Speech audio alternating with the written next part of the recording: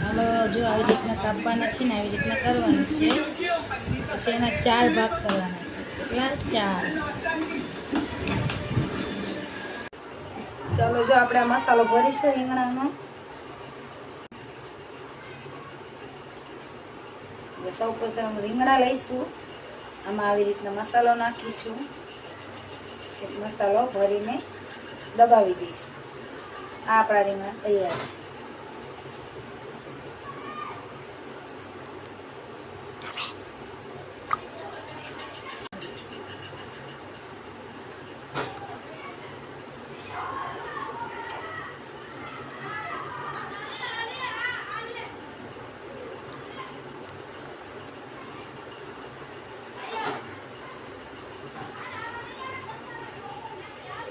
આ જો આ રીંગણા છે ભરેલા. આપણે સૌ પ્રથમ ગેસ ચાલુ કરીશું, એમાં તેલ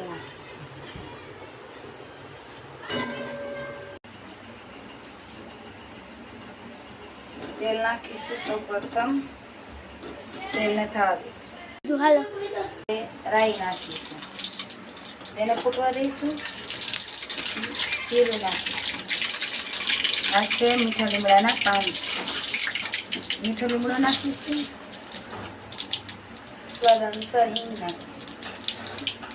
પછી આપણે નાખીશું રીંગણા.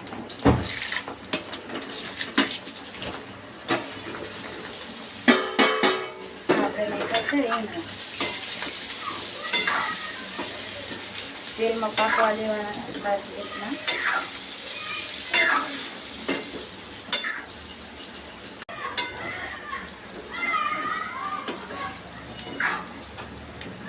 આપણે પાકવા દઈશું. હવે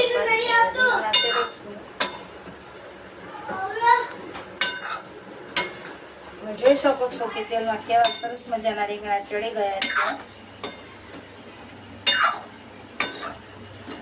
રીંગણાનો કલર બદલાઈ ગયો છે. જો કેટલા સરસ મજાના લાગે છે રીંગણા, જોઈ શકો છો તમે.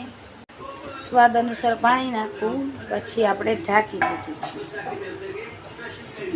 ચાલો આપણું શાક તૈયાર છે. હવે ધાણા નાખી દઈશું. બની ગયું છે.